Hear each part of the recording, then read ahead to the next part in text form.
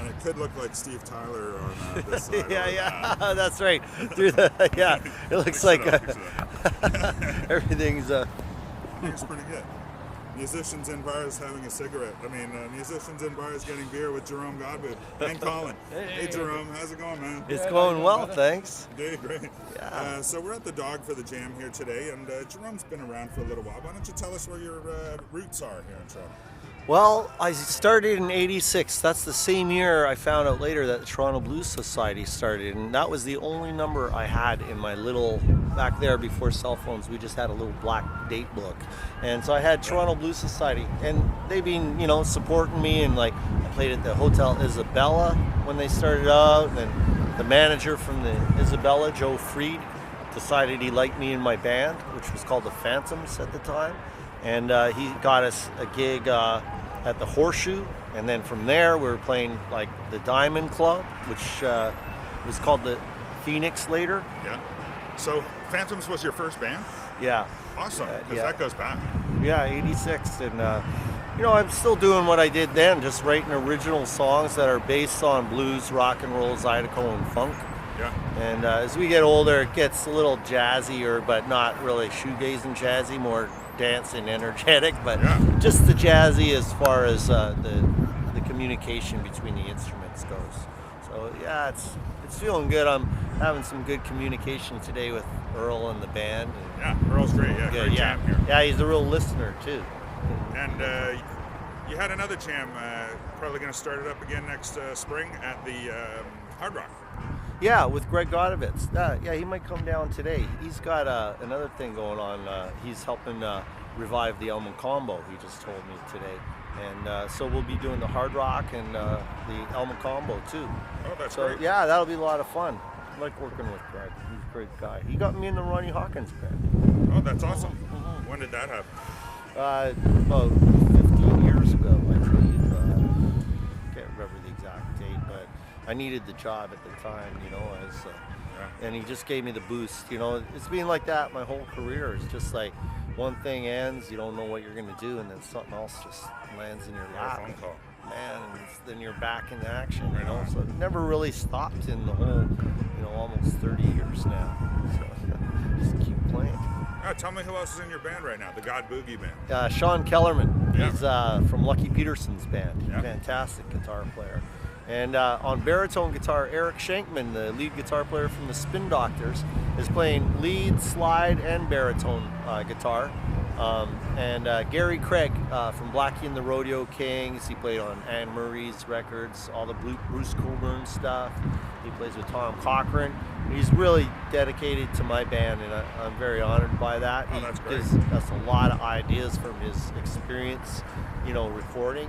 He's always shedding light on what direction we could take a song, and so he's become a real voice in the band, an arranger, He must know the Supermensch.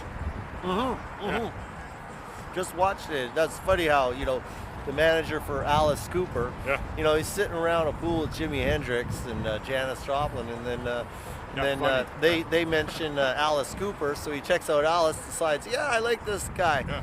And his whole career is just based on liking people. It's not a style that he's attached familiar, to. I don't know. He's more like, because he went from Alice Cooper, and then he managed Anne Murray, who's about as pure and as you can get, and then he invented the celebrity chef.